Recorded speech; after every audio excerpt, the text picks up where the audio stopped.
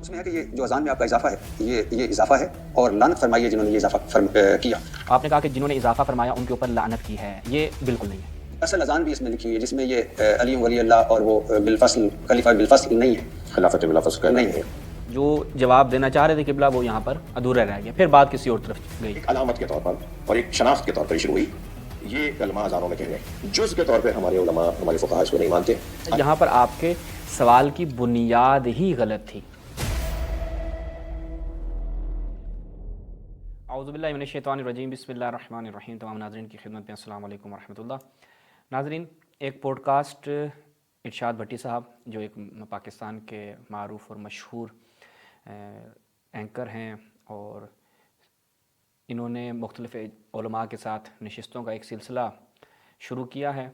اب ان کی وہ جو نشست ہے وہ ہوئی ہے اہل تشیع کے ایک جید عالم دین حجت الاسلام والمسلمین مولانا شہنشاہ حسین ندوی صاحب کے ساتھ. تقریباً 2 گھنٹے 20 منٹ کی وہ پوڈ کاسٹ تھی، اور اس میں کئی سوالات جو ہیں وہ ارشاد بھٹی صاحب نے کیے. اب ان سوالات میں بعض مقامات پر جو چیزیں یعنی جو اعتراض کی صورت میں، یعنی سوال جو ہے اعتراض کو سوال کے قالب میں پیش کیا گیا. کچھ ایسی چیزیں تھیں کہ وقت کی قلت، ظاہری بات ہے وقت کم ہوتا ہے، اور وہاں پر ہر ایک سوال ایک ایسا تھا کہ جس پہ 20-25 منٹ آدھا گھنٹہ گفتگو ہو سکتی تھی. لیکن بعض مقامات پر جو آگاہ ہیں وہ جلدی سے گزرے ہیں، تو ہم نے چاہا کہ اس اعتراض کو ہم مکمل اس کو کور کریں، اور اس کا جواب جو ہے وہ ارشاد بھٹی صاحب کی خدمت میں بھی، تاکہ اگر ان کے ذہن میں کوئی شبہ اس حوالے سے رہ گیا ہے تو وہ بھی دور ہو جائے، اور ناظرین اہل سنت ناظرین بھی اور اہل تشیع ناظرین کے ذہن میں بھی اگر کوئی کمی رہ گئی ہے تو وہ بھی مکمل ہو جائے، اگر کوئی تشنگی رہ گئی ہے جواب کے حوالے سے تو وہ بھی مکمل ہو جائے. تو اس حوالے سے جو سب سے پہلے ہم آپ کی خدمت بیان کر رہے ہیں، ملاحظہ فرمائیے بھٹی صاحب جو ہیں وہ کیا کہتے ہیں، سوال کیا کرتے ہیں، جواب کیا ہے. کوئی ایسا ہے جی بالکل ٹھیک. اچھا سر، اس سے پہلے کہ میں آگے جاؤں، یہی جو کتاب ہے ملا یازر الفقی ابی جعفر محمد بن علی بن الحسین قمی کی جلد اول میں اذان کے بارے میں آپ کی جو اذان ہے اس میں ہے کہ یہ جو اذان میں آپ کا اضافہ ہے یہ اضافہ ہے اور لعنت فرمائی ہے جنہوں نے یہ اضافہ کیا. یہاں پہ بھٹی صاحب کو جس نے بھی سوال دیا، بھٹی صاحب آپ کو جس نے بھی یہ سوال دیا، چونکہ آپ مذہبی اسکالر نہیں ہیں، ان باریکیوں سے آگاہ نہیں ہیں، ٹیم ورک ہوتا ہے، کوئی مشکل نہیں ہے اس میں، تو آپ کو جو چیز سوال کی صورت میں دی گئی، یا اگر آپ نے خود کسی کتاب میں اہل سنت کے ہم مطالعہ کیا، چونکہ آپ عربی سے آشنائی نہیں رکھتے، آپ نے کہا کہ جنہوں نے اضافہ فرمایا ان کے اوپر لعنت کی ہے، یہ بالکل نہیں ہے. پہلی چیز کیا ہے، یہ بالکل نہیں ہے. لعنت اضافے کی وجہ سے نہیں ہے. میں آپ کی خدمت میں وہی جو صفحہ آپ قبلہ کی خدمت میں پیش کر رہے تھے وہ میں صفحہ آپ کی خدمت میں اصل کتاب سے رکھوں گا، پھر میں آپ کی خدمت میں ترجمہ کروں گا. وہ لعنت خود اس فرقے جو مفوضہ ہیں ان کے اوپر لعنت کی گئی ہے. ٹھیک، میں اس کی وضاحت آگے کرتا ہوں. تو لہٰذا یہاں پر آپ کے سوال کی بنیاد ہی غلط تھی. معذرت کے ساتھ آپ کے سوال کی بنیاد ہی غلط تھی. آپ کو جو بتلایا گیا وہ درست آپ کی رہنمائی نہیں کی گئی اس حوالے سے کہ جو آپ نے سوال کیا وہ سوال ہی سرے سے درست نہیں تھا. آگے سنتے ہیں.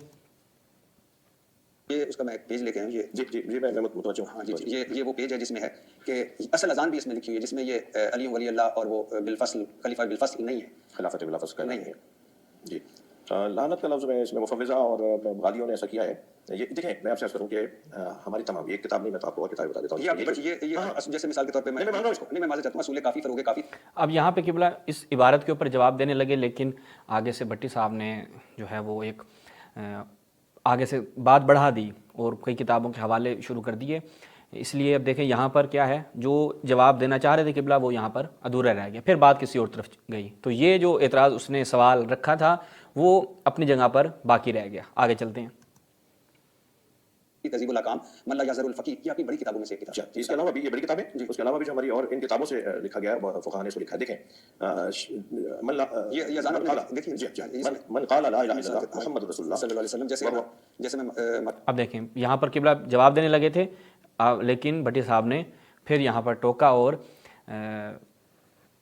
خود سے بیان کرنے لگ گئے، یعنی خود ہی اس کی تبیین کرنے لگے کہ یہاں پر یہ چیز ہے. جبکہ مولانا نے یہاں پر بیان کیا کہ میں اس چیز کو مان رہا ہوں، اس کی وضاحت دینا چاہتا ہوں، آپ وہ سماعت فرمائیں. لیکن بات ابھی تک ادھوری ہے. سوال اپنی جگہ پر اگرچہ غلط صورت میں تھا لیکن قائم ہے. معذرت چاہتا ہوں کہ یہ ہے اذان اس میں جو ہے اللہ اکبر اللہ اکبر اللہ اکبر اللہ اکبر اشہد ان لا الہ الا اللہ اشہد ان لا الہ الا اللہ اشہد ان محمد رسول اللہ اشہد ان محمد رسول اللہ حی علی الصلاۃ حی علی الصلاۃ حی علی الفلاح حی علی الفلاح حی علی خیر العمل حی علی خیر العمل اللہ اکبر لا الہ الا اللہ. جی دیکھیں اس میں ایک تو ہم اصلی والی موضوع پہ آتے ہیں کہ اسلام کے لیے مسلمان ہونے کے لیے جو ہمارا کلمہ ہے لا الہ الا اللہ محمد رسول اللہ علی اللہ کانا سارا علامۃ للتشیع، ایک علامت کے طور پر اور ایک شناخت کے طور پر شروع ہوئی.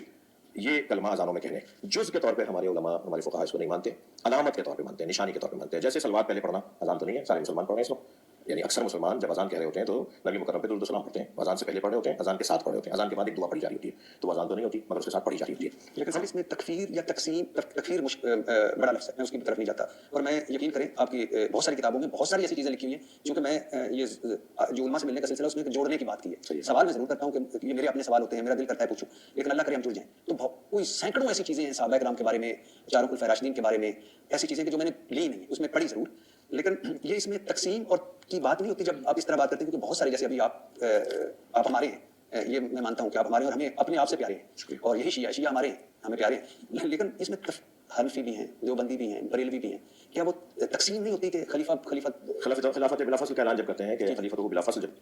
اب یہاں پہ پھر دیکھیں بات آگے چلی گئی اور علامہ نے نہایت ہی موجز اور مختصر جواب دیا کہ جو اذان میں کہا جاتا ہے وہ جزو اذان کی نیت سے نہیں کہا جاتا، اور اذان میں کلام کرنے کی اجازت ہے. اور خود بذات ہی علی ولی اللہ روایات سے جو ہمارے علماء نے استدلال کیا ہے کہ جب بھی لا الہ الا اللہ محمد رسول اللہ کہا جائے تو علی ولی اللہ آپ نے کہنا ہے، اور جہاں پر پھر اجازت ہو تو وہاں پر کہا جاتا ہے، جیسا کہ ہماری اپنی فقہا کی کتابوں میں اس چیز کو بڑا تفصیل سے بیان کیا گیا ہے. اب چلتے ہیں پہلے اس عبارت کی طرف، پھر انشاءاللہ میں آپ کی خدمت میں تفصیل سے اس اذان کے موضوع کو حل کرتا ہوں کہ یہ جو کہا گیا ہے کہ اذان میں اضافہ، اب کیونکہ نقضی جواب یہاں پہ رہ گیا، اہل سنت جس انداز سے اس عبارت کو لیتے ہیں کہ آیا ان کے ہاں اذان ایک ہی ہے، اس میں اختلاف ہے نہیں ہے، یا ان کے ہاں کلام کی اجازت ہے یا نہیں ہے، وہ انشاءاللہ میں تمام فقہی جزیات آج آپ کی خدمت بیان کروں گا. یہ سب سے پہلے جو ہے وہ شیخ صدوق علیہ رحمہ کی عبارت جو بھٹی صاحب نے سوال کیا، اور وہ سوال ہی درست نہیں تھا، من لا یحضرہ الفقی، شیخ صدوق علیہ رحمہ رضوان اللہ تعالیٰ علیہ، وہ کیا کہتے ہیں جی؟ وقال مصنف هذا الکتاب، شیخ صدوق علیہ رحمہ کیا کہتے ہیں کہ هذا هو الاذان الصحیح لا یزاد فیہ ولا ینقص. اچھا، اب کہتے ہیں یہ وہ اذان ہے کہ جس میں نہ کوئی زیادتی ہے نہ اس میں کوئی کمی کی جا سکتی ہے. والمفوضہ، توجہ کریں یہ دیکھیں، والمفوضہ لعنہم اللہ، مفوضہ پہ اللہ کی لعنت ہو. ٹھیک ہے بھٹی صاحب، جو ایک نہایت باریک فرق جو آپ وہاں پر قائم نہیں کر سکے، اور آپ کا سوال درست نہ تھا، وہ یہ کہ مفوضہ جن پہ اللہ کی لعنت ہو انہوں نے اخبار گھڑی، روایات گھڑی اور اذان میں اضافہ کیا، نہ کہ یہ چونکہ انہوں نے یہ کام کیا تو اس وجہ سے اللہ کی ان پہ لعنت. میں مثال دیتا ہوں، میں کہتا ہوں یزید لعنت اللہ علیہ کا لشکر تھا. اب آپ کہیں کہ یزید پہ اس لیے لعنت کر رہا ہوں اس عبارت میں چونکہ اس کے پاس لشکر تھا، نہیں، خود یزید اپنی ذات کے اعتبار سے ایک لعنتی شخصیت ہے، تو میں اس کی طرف ناظر ہوں، نہ کہ اس کے لشکر رکھنے کی وجہ سے اس کے اوپر لعنت کر رہا ہوں. تو یہاں پر کیا مفوضہ بذات ہی، چونکہ روایات میں مفوضہ پر یعنی وہ یہ فرقہ ہے جو تفویض کا قائل ہے کہ اللہ تعالیٰ نے جو امور ہیں وہ تکویناً ہوں یا تشریعاً ہوں وہ اہل بیت کے سپرد کر دیے ہیں، اور اللہ جناب دیکھے وہ کہتے ہیں سائڈ پہ ہو گیا ہے. تو یہ ایک ایسا فرقہ جس پہ ہمارے ہاں ائمہ کی کثرت سے روایات پائی جاتی ہیں، ان کے اوپر لعنت کی گئی ہے. ٹھیک ہے، تو یہ اس وجہ سے تھا، نہ کہ یہ لعنہم اللہ ناظر ہے کس کی طرف؟ اذان میں اضافے کی طرف. ٹھیک ہے، یہ ایک اہم نقطہ تھا. اس کے بعد دوسرا اہم نقطہ کیا ہے اس عبارت میں، وہ یہ کہ اخبار انہوں نے بڑھائی کہ اذان میں جو کیا ہے جی اشہد ان علی ولی اللہ مرتين، یہ 2 مرتبہ کہنا ہے. اس کے حوالے سے وہ کہتے ہیں ولا شک فی ان علی ولی اللہ وانہ امیر المؤمنین حقا وان محمد وعلی صلوات اللہ علیہم خیر البریہ. یہ درست ہے، ولیکن لیس ذالک فی اصل الاذان. کیا جی؟ ولیکن لیس ذالک فی اصل الاذان. حق ہے یہ کلمہ اپنی جگہ پر، استحباب ہے، اس کو پڑھنا ہے، اور یہ ہمارے ایمان کا حصہ ہے، وہ ساری چیزیں درست ہیں. ولیکن لیس ذالک فی اصل الاذان، یہ اصل اذان یعنی خود جزو اذان، جس کی مولانا نے بھی وضاحت فرمائی کہ اصل اذان یعنی جزو اذان نہیں ہے، اور وہ بیان کر رہے ہیں. تو لہٰذا ہم اور شیخ صدوق تو اس پلیٹ فارم پر بالکل ایک ساتھ ہیں. ہم اور شیخ صدوق اس پلیٹ فارم پر بالکل ایک ساتھ ہیں سرکار کہ اصل اذان کا حصہ نہیں. اصل اذان کا مطلب کیا ہے؟ تشریعاً یہ جو اذان ہے یہ اس طرح سے آئی ہے, ٹھیک ہے, اس میں علی ولی اللہ نہیں ہے. اب جو علی ولی اللہ پڑھا جا رہا ہے وہ کس نیت سے پڑھا جا رہا ہے؟ کیا اذان میں کلام کی اجازت ہے یا نہیں ہے؟ اہل سنت کے ہاں بھی, اہل تشیع کے ہاں بھی ہے. اور ہم کہتے ہیں افضل الکلام کیا ہے؟ ہم امیر المؤمنین کے ولایت کی, ان کے خلافت بلا فصل ہونے کی گواہی دیتے ہیں, اور یہ بھی روایات سے ماخوذ ہے اور شعار للتشیع بن گیا. ہمارے علماء نے اس کے اوپر من باب شعار اور دیگر جہاد سے استحباب کا حکم لگایا. البتہ جزو اذان نہیں ہے, اصل اذان نہیں ہے, ٹھیک ہے جی.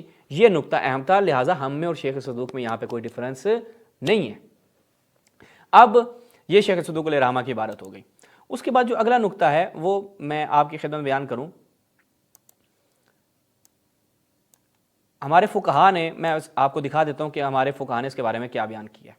یہ ذرا ملاحظہ کیجئے کہ ایک ایک کر کے میں آپ کی خدمت میں عرض کرتا ہوں کہ ہمارے فقہا کے فتاویٰ کیا ہیں, تاکہ آپ کو یہ واضح ہو جائے کہ اذان میں جو یہ کہا جا رہا ہے کس وجہ سے. یہ ملاحظہ کیجئے, امام خمینی قدس سرہ کیا کہتے ہیں اذان و اقامہ, کہ اشہد ان علی ولی اللہ جزو اذان و اقامہ نیس. یہ اذان اور اقامت کا جز نہیں ہے, لیکن کہتے ہیں بہتر ہے کہ اشہد ان محمد رسول اللہ کے بعد قصد قربت کے ساتھ اس کو کہا جائے. اس کے بعد آگے دیکھیں, آیت اللہ العظمہ سید علی خامنئی حفظہ اللہ, یہ بھی کیا کہتے ہیں؟ کہتے ہیں اشہد ان علی ولی اللہ بے عنوان شعار تشیع خوب و مہم ہے, یعنی شعار تشیع کے عنوان سے خوب ہے, مہم ہے, اور قصد قربت مطلقہ کے عنوان سے اس کو کہا جائے.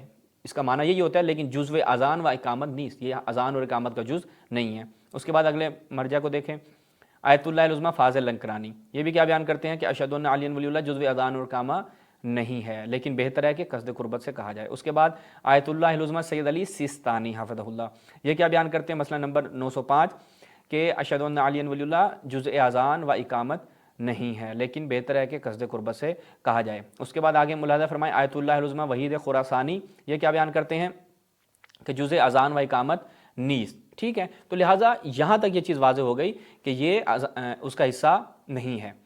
اب بڑھتے ہیں تھوڑا سا آگے, یہ تو ہمارا تشیع کا مدعا واضح ہو گیا. اب شیخ صدوق کی عبارت کو بھی ہم نے آپ کی خدمت میں بالکل واضح بیان کر دیا. اب شیخ صدوق جو ہے وہ مفوضہ پہ لعن کر رہے ہیں, چونکہ مفوضہ کے اوپر ہمارے ائمہ نے لعنت کی. انہوں نے کیا کیا؟ روایات جعل کی, روایات گھڑی کہ جو اذان میں علی ولی اللہ کے اضافے پر دلالت کرتی تھی, ٹھیک ہے. یہاں پر یہ اس نقطے کو اپنے ذہن میں رکھیں. البتہ خود اہل سنت کے ہاں, یعنی بھٹی صاحب آپ کی خدمت میں عرض کروں کہ آپ یہ سوال کبھی اپنے علماء اہل سنت سے بھی رکھیں کہ سر کیا آپ کے ہاں جو روایات میں اذان ملتی ہے وہ ایک طرح کی ہے, ایک نوعیت کی ہے, کہ آپ کے ہاں اذان فقط ایک ہی ہے؟ احادیث کی بات کر رہی ہیں, ٹھیک ہے. میں آپ کی خدمت میں احادیث رکھتا ہوں. جب ہم چلتے ہیں آپ کی قرآن مجید کے بعد جو سب سے صحیح کتب ہیں وہ صحیح مسلم اور صحیح بخاری ہیں.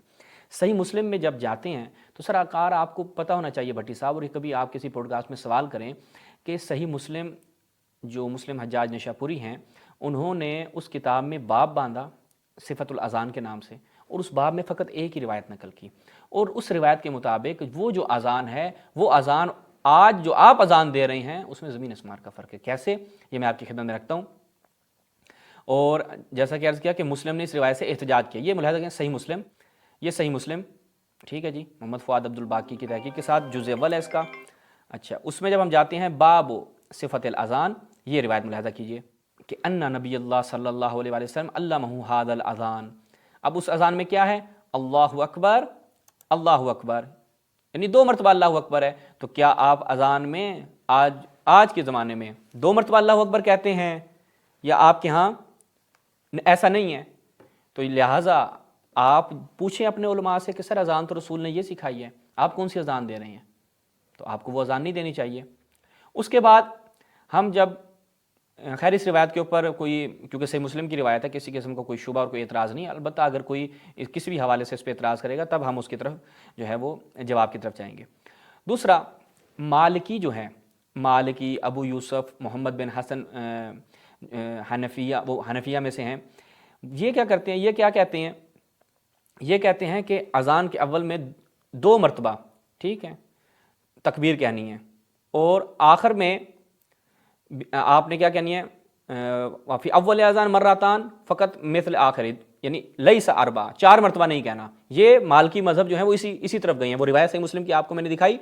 اب یہاں پر وہ کیا کہتے ہیں، 4 مرتبہ اللہ اکبر کہنے کی بجائے آپ نے اللہ اکبر 2 مرتبہ کہنا ہے. یہ ملاحظہ فرمائیں. وزارت الاوقاف و شؤون الاسلامیہ الموسوعۃ الفقہیہ الجزء الثانی، یہ ملاحظہ کیجیے. یہاں پہ کیا کہتے ہیں، وذهب المالکیہ و ابو یوسف و محمد بن حسن من الحنفیہ الی ان التکبیر فی اول الاذان مرتان، کہ آپ نے اذان کتنی مرتبہ، تکبیر جو ہے وہ اذان کی ابتدا میں 2 مرتبہ کہنی ہے. تو خود اہل سنت کے ہاں کیا ہو گیا سر، اختلاف ہو گیا. تو آپ تشیع کے اوپر آ کر یہ سوال رکھیں کہ آپ کی اذان میں یہ آ گیا وہ آ گیا. سر پہلے آپ اپنی ایک اذان رسول سے ثابت کیجئے، ٹھیک ہے، پھر آ کر تشیع سے بھی آپ سوال کر لیجئے. تو یہ تو سوال بنتا نہیں ہے، یہ پہلے آپ اپنے علماء سے کیجئے. یہ ایک نقطہ تھا. تو پس صحیح مسلم کی روایت کے مطابق اللہ اکبر ابتدائی اذان میں 2 مرتبہ ہے، 4 مرتبہ نہیں ہے. مالکی اور بعض احناف بھی جو ہیں جو ہے وہ کیا اسی نظریے کے قائل ہوئے ہیں. اچھا، پھر اگلا اختلاف میں آپ کے لیے آپ کی کتابوں سے رکھتا ہوں کہ مصنف عبدالرزاق میں روایت آئی ہے، وہاں پر کیا آیا جی، اذان کب ختم ہوتی ہے، تکبیر کے ساتھ. جیسے آپ نے تکبیر کہی وَيَخْتَمُ بِالتَّكْبِير، نہ کہ لا الہ الا اللہ. آپ اذان لا الہ الا اللہ پہ ختم کر رہے ہیں بھٹی صاحب. تو یہ سوال آپ کو ان روایات کے ساتھ اپنے علماء سے کرنا چاہیے. میں روایت آپ کے سامنے رکھتا ہوں. یہ ملاحظہ فرمائیں، المصنف عبدالرزاق صنعانی، ٹھیک ہے جی. یہاں پہ روایت ملاحظہ کیجئے کہ جناب بلال جو ہیں وہ کیا کرتے تھے،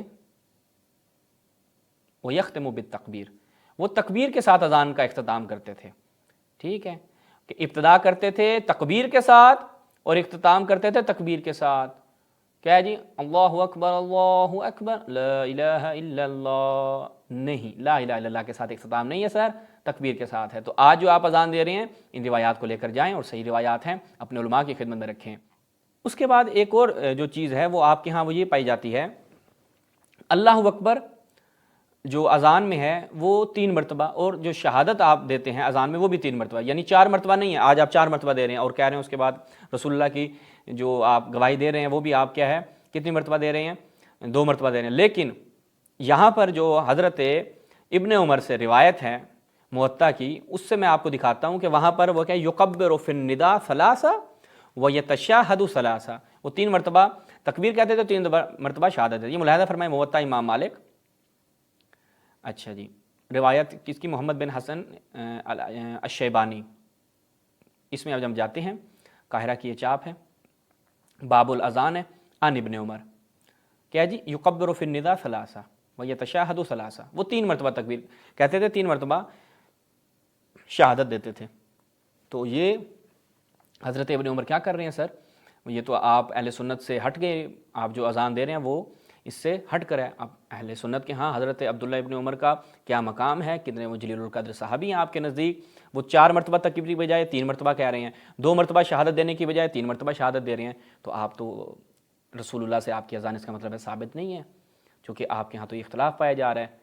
اور یہ تو تقسیم ہو گئی. وہ جو تقسیم کر رہے ہیں وہ پہلے اہل سنت کے اندر تقسیم ہے سر. پہلے اہل سنت کو ایک پلیٹ فارم پہ جمع کریں، پھر آپ آ جائیں تشیع کی خدمت میں اور قبلہ شہنشاہ صاحب کی خدمت بیان کریں کہ مولانا ہم نے اتفاق کر لیا، ہم نے رسول اللہ سے ایک اذان لی اور اس اذان پہ ہمارا اتفاق ہے. نہیں سر، مالکی آپ کے کوئی اور اذان دے رہے ہیں، احناف اس میں کچھ اور کر رہے ہیں. اچھا، پھر یہاں پر ایک اور نقطہ بھی ہے، وہ خیر نہایت علمی اور دقیق نقطہ ہے کہ ان روایات میں جب روایات میں تعارض اور ٹکراؤ ہو جائے تو کیا ہے کہ اذا امکن الجمع بین الاحادیث لم یجوز رد بعضها، تو جائز نہیں ہے کہ ہم بعض کو رد کر دیں جب ان میں جمع کرنا ممکن ہو. تو آپ روایات کو جمع کریں گے. اب روایات کو آپ نے جمع کیسے کرنا ہے وہ اب آپ نے دیکھنا ہے. اور پھر آپ کہیں گے تعبدی، جو آپ اگر کوئی کہتا ہے کہ اذان تعبدی امر ہے، ایک طرح کی اذان ہے، ٹھیک ہے، تو وہ آ کر کیا کرے، ہمارے لیے پیش کرے اور اس حوالے سے آ کے بیان کرے کہ جی سر یہ اذان ہے، یہ تعبدی ہے اور ہمارے ہاں اتفاق ہو چکا ہے. بس اب آپ شیعہ جو ہیں وہ ثابت کریں. تو لہٰذا پہلے اپنے اختلافات کو دور کیجئے، پھر تشیع کو کہیے کہ آپ یہ اذان میں کیوں کہہ رہے ہیں، یہ اذان میں کیوں کہہ رہے ہیں. پھر ایک اور اختلاف، خیر اختلافات بہت سارے ہیں، میں سارے بیان نہیں، مثلا ترجیح کا اختلاف ہے کہ کہاں پہ آپ نے آواز کو بلند کرنا ہے، کہاں پہ آپ نے خفی رکھنا ہے. مثلا بعض اذان کے الفاظ ہیں وہاں پر آپ نے آواز کو بلند کرنا ہے، بعض جگہ پہ آواز کو خفی کرنا ہے. یہ اسے کہتے ہیں ترجیح. ٹھیک ہے، اب یہ احناف کے نزدیک مکروہ ہے، مالکی اور شافعیوں کے ہاں سنت ہے، ٹھیک ہے، حنابلہ کے نزدیک مباح ہے. یہ بھی ایک فقہی مسئلہ ہے آپ کا، میں اس میں زیادہ تفصیل میں نہیں جانا چاہ رہا۔ اسی طرح آپ کے ہاں اقامت کو لے لیں تو وہاں پر بھی کیا ہے، آپ کے ہاں اختلاف پایا جاتا ہے کہ تکبیر جو ہے وہ اقامت کی ابتدا میں 2 مرتبہ ہے جمہور فقہاء کے نزدیک، اور 4 مرتبہ ہے کس کے نزدیک؟ احناف کے نزدیک۔ حنفیوں کے نزدیک کیا ہے؟ 4 مرتبہ تکبیر، یعنی آپ نے اقامت کی ابتدا میں بھی۔ سر آپ کی تو اقامت نماز پہ بھی میں جا ہی نہیں رہا نا کہ آپ کے یہاں نماز میں کیا ہے، اذان آپ کی وہ اس طرح مشکلات کا شکار ہے۔ اس کے بعد اگلا نقطہ حی علی خیر العمل، ٹھیک ہے جی۔ حی علی خیر العمل جو ہے وہ آپ کے ہاں اس کی کیا صورتحال ہے، وہ بھی میں آپ کی خدمت میں رکھ دیتا ہوں کہ آپ کے علماء، آپ اپنی اذان میں نہیں کہتے اور آپ کہتے ہیں ہم صحابہ کے پیچھے چلتے ہیں، تو سر یہ صحابہ کے پیچھے چلنا چاہیے نا آپ کو۔ یہ ملاحظہ فرمائیں المحلہ بالآثار الجزء الثانی، اس میں جب جاتے ہیں وقد صح عن ابن عمر وابی امام بن سہل بن حنیف انہم کانوا یقولون فی آذانہم حی علی خیر العمل، تو یہ جو صحابہ تھے جن کے پیچھے آپ نے چلنا ہے، اور حضرت ابن عمر کا کیا مقام اہل سنت کے نزدیک، وہ آپ اپنے علماء سے جا کے پوچھئے، وہ کیا کہتے تھے کہ اذان میں آپ نے حی علی خیر العمل کہنا ہے، یہ کہتے تھے اور یہ ثابت ہے ان سے۔ آگے ملاحظہ فرمائیں سلسلۃ فوائد الحدیثیہ والفقہیہ، ٹھیک ہے، ابو اویس اشرف بن نصر بن صابر القردی، اور یہ تقریض و تقدیم کون ہے جناب؟ مصطفیٰ بن العدوی، ٹھیک ہے، اور عرب میں جو محققین ہیں وہ ان کی شخصیت سے آشنا ہیں۔ یہاں دیکھیں وہ اوپر کیا باب باندھا ہے، اجتہاد و ابن عمر و تفرد، اور ابن عمر صاحب کا اجتہاد اور تفرد۔ سر آپ کے ہاں یہ جو کام ہو رہا ہے اجتہاد کی بنیاد پہ ہو رہا ہے، ٹھیک ہے، رسول سے تو آپ ثابت نہیں کر پائیں گے، تو کیا ہے جی، ہر کوئی اپنا اجتہاد کر رہا ہے۔ ان ابن عمر انہ کان یکبر فی النداء ثلاثا ویتشہد ثلاثا وکان احیانا اذا قال حی علی الفلاح قال علی استرہا، اس کے بعد کیا کہتے تھے؟ حی علی خیر العمل، ٹھیک ہے۔ وہ الصلاۃ خیر من النوم کا جو آپ لوگوں نے سیٹ اپ نکالا ہوا ہے وہ نہیں ہوتا تھا، اور اس کی سند کیا ہے؟ صحیح ہے۔ پھر نیچے آ جائیں، اور یہی اذان اہل بیت کا دم آپ بھرتے ہیں، لیکن اہل بیت کی اذان کیا تھی؟ ملاحظہ فرمائیں کہ امام سجاد علیہ السلام سے جو ان علی ابن حسین کان یؤذن فاذا بلغ حی علی الفلاح قال حی علی خیر العمل، امام زین العابدین علیہ الصلوۃ والسلام امام حسین کے فرزند ارجمند کیا کہتے تھے جب اذان دیتے تھے؟ حی علی خیر العمل، ویقول هو الاذان الاول اسنادہ حسن۔ تو سر یہ اذان ہوتی تھی، ٹھیک ہے، اور یہاں تک یہ چیز واضح ہوئی کہ حی علی خیر العمل آپ کے اصحاب سے بھی ثابت ہے اور اہل بیت سے بھی ثابت ہے، ٹھیک ہے۔ تو اب یہ حی علی خیر العمل یہ آپ جا کر سوال کریں یہ سر کس نے نکالا؟ اگر رسول سے ثابت نہیں ہے تو پھر یہ حضرت ابن عمر کا کیا بنے گا؟ امام زین العابدین کے اوپر آپ کیا حکم لگائیں گے؟ تو جیسے آپ تشیع کو کہہ رہے ہیں کہ انہوں نے اضافہ کر دیا، آپ ان کو کہہ رہے ہیں کہ یہ بدعت ہو گئی، تقسیم ہو گئی، تو سر آپ ان کے اوپر بھی حکم لگائیں گے، ٹھیک ہے، کہ وہ بدعت کے مرتکب ہوئے اور انہوں نے تقسیم کی۔ اچھا، اس کے بعد صحیح بخاری سے میں آپ کو روایت دکھاتا ہوں، وہاں پر پورا ایک باب باندھا گیا ہے، اس پہ آپ نے دقت کرنی ہے۔ جو میں نے ابتدا میں بات کی تھی نا کہ کلام کی اجازت ہے، روایات میں آیا ہے کہ اذان کے دوران آپ کلام کر سکتے ہیں، نماز میں کلام کی اجازت نہیں ہے۔ صحیح بخاری میں روایت جو ہے وہ نقل ہوتی ہے، یہ ملاحظہ فرمائیں، صحیح البخاری محمد بن اسماعیل بخاری، ٹھیک ہے جی، سر اس میں روایت ملاحظہ ہے، باب کیا جی؟ باب الکلام فی الاذان، یہاں پہ کیا؟ خطبنا ابن عباس فی یوم ردع فلما بلغ المؤذن حی علی الصلاۃ فامرہ، کیا اس کو حکم دیا جب وہ اس پہ پہنچا حی علی الصلاۃ پہ، اسے حکم دیا کہ یہ ندا دے الصلاۃ فی الرحال، ٹھیک ہے۔ سر یہ اذان میں کہا جا رہا ہے، ہمیں ثابت کر کے دیں کہ سر اذان میں یہ الفاظ ہیں، یہ ثابت کر کے دیں، ورنہ اگر ثابت نہیں ہے تو پھر حضرت ابن عباس پہ آپ کیا حکم لگائیں گے؟ میں آپ کو ایک اور روایت دکھاتا ہوں، وہ اس سے زبردست ہے۔ صحیح مسلم میں کیا آتی ہے؟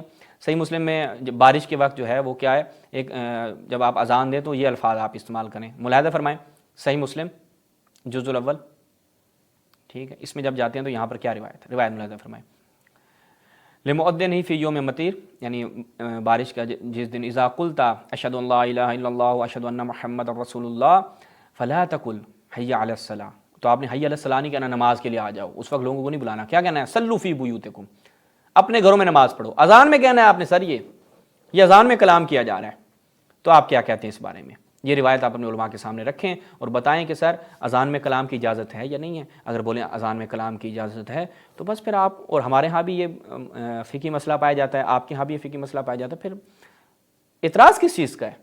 اور جہاں تک اشہد ان علی ولی اللہ کی بات ہے و خلیفۃہ بلا فصل کی بات ہے خلیل ممنوع، تو وہ نہایت واضح ہم نے اوپر بیان کیا، تشیع کا شعار ہے۔ کیا پاکستان میں تشیع کو اپنا شعار اور اپنا تشخص برقرار رکھنے کا حق نہیں ہے، اپنا تشخص لوگوں کے سامنے پیش کرنے کا حق نہیں ہے، کوئی ایسا قانون ہے تو آپ آگے اعتراض کریں۔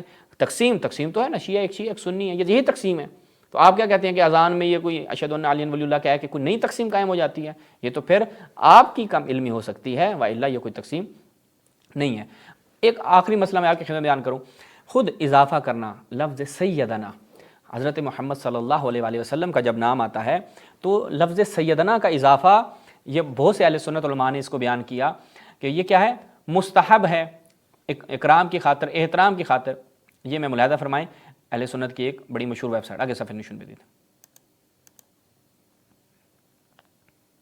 وَذَهَبَ جَمَاعَةٌ مِّنْ أَهْلِ الْعِلْمِ وَهُوَ الْمُعْتَمَدُ عِنْدَ الشَّافِعِيَّةِ إِلَى اسْتِحْبَابِ زِيَادَةِ لفظ سیدنا، میں مزید اس کو زوم کر لوں، یہ ملاحظہ فرمائیں، لفظ سیدنا فی الاذان والتشہد وغیرہما، ٹھیک ہے جی۔